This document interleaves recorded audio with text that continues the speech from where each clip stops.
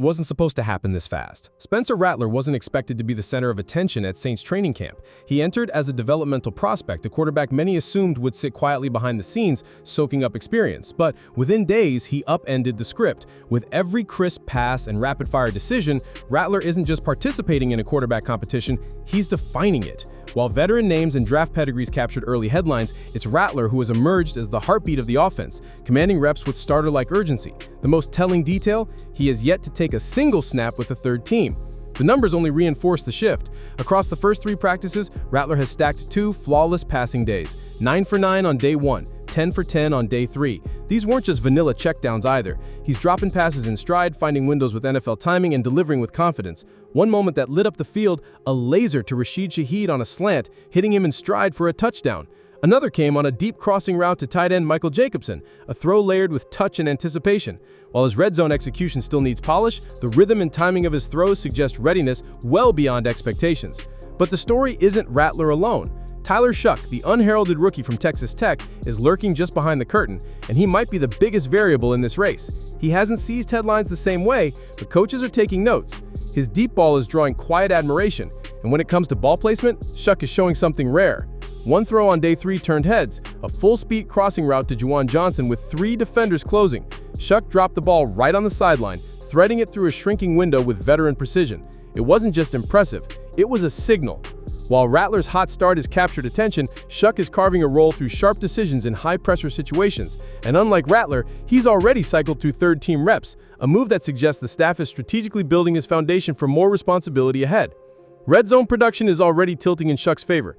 2 touchdowns to Shaheed during 7-on-7 drills don't just showcase efficiency, they show poise where space is at a premium and hesitation kills drives. His numbers, 11 completions on 20 attempts, might not pop on paper, but film review paints a different story. Ball placement, velocity, and decision-making are starting to shift internal conversations.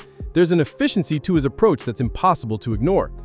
The most compelling twist in this evolving quarterback saga may be buried in the snap counts. Spencer Rattler leads with 47 total reps, followed closely by Shough at 39 and Jake Haener at 38. At first glance, the rotation appears balanced, but behind the numbers lies a deliberate strategy, one that tests how each quarterback performs under shifting workloads. Some days are heavy, others are intentionally light. It's not random. The coaching staff is controlling rhythm, pressure, and opportunity, monitoring who rises and who stalls when the tempo changes. Shough has already experienced a scaled-back day with just 9 total snaps. Haener was eased in slowly with a similar light load on day 1, but Rattler? No breaks yet. That matters, because camp isn't just about performance and clean pockets. It's about how players respond when rhythm breaks, when pressure mounts, and when their name is called with no warning. Every throw matters, not just the completion, but the urgency, the presence, the ability to lead when the spotlight dims. And as for Haener, his command of the offense remains solid, but he hasn't created separation. Meanwhile, rookie Hunter Dekkers is getting developmental snaps in the background, a quiet sign the Saints are planning beyond just this season. But for now, the real tension centers on Rattler and Shough.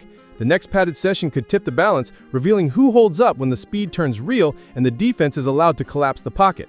Rattler may be leading, but the margin is razor thin and the conditions that matter most have yet to arrive. As promising as Spencer Rattler's early run has been, padded practices loom like a final exam. Thus far, he's operated in ideal circumstances, clean pockets, controlled pressure, scripted scenarios. But real football is chaos. When the pads come on, defenders can collapse the pocket, disguise blitzes, and shrink time to throw. And that's where Rattler must prove he can sustain this momentum. The question isn't whether he can make throws, it's whether he can lead under duress, because one shaky day under pressure, one late read, and the momentum shifts quickly. And in one specific area, Rattler remains vulnerable, the red zone. While his timing and accuracy between the 20s have been impressive, his efficiency drops inside the tight spaces. Red zone play requires anticipation, patience, and decisiveness. It's a different kind of quarterbacking, one that Tyler Shough has already demonstrated strength in. His 2 red zone touchdowns weren't just clean reads, they were pressure-tested throws into high-traffic windows. It's the kind of production that resonates with coaches watching for separation in the toughest situations. So now every rep counts more than ever. Rattler must sharpen his vision in tight areas while maintaining the rhythm he's shown elsewhere. One great session could widen the gap, but a stumble, and the door opens wide for Shough, whose calm under pressure is beginning to draw more internal praise. But still, there's another layer at play, the system itself. Kellen Moore's arrival has fundamentally changed the offensive DNA of the Saints.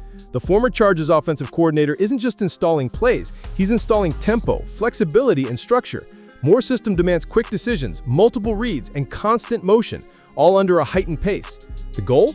Simulate real-game chaos every day in practice, and in doing so, reveal who is ready to handle it.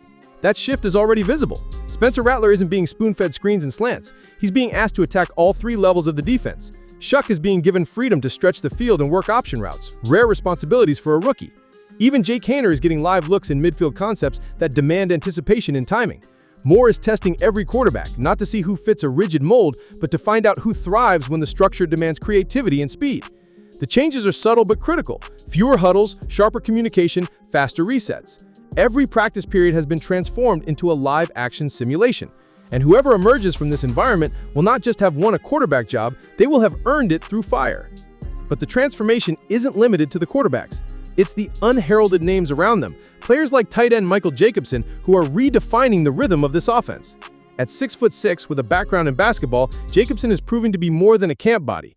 On day 3, he reeled in a contested touchdown from Rattler, finishing through contact and separation. It wasn't an isolated moment. Jacobson is stacking meaningful plays and positioning himself as a safety valve in Moore's scheme, especially with Foster Moreau still recovering.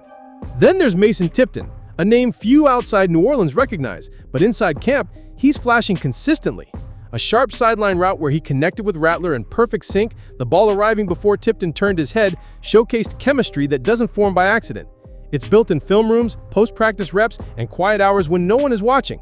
And with stars like Chris Olave and Rashid Shaheed drawing most of the attention, Tipton is quietly forcing his way into meaningful snaps. This depth is doing more than aiding development. It's intensifying competition. Every clean catch, every well-run route gives coaches more reason to shift personnel, test different groupings, and ask more from the quarterbacks. These lesser-known names are turning reps into decisions, ones that will weigh heavily when final roster cuts arrive. Ultimately, the Saints' quarterback race is about far more than Week 1. It's about the next 5 years. Rattler, in his second year, is delivering in ways that show immediate readiness. But Tyler Shuck represents the kind of long-term upside you don't overlook. A live arm, unshaken poise, and flashes of precision under pressure. Jake Haener, steady and consistent, remains in the mix.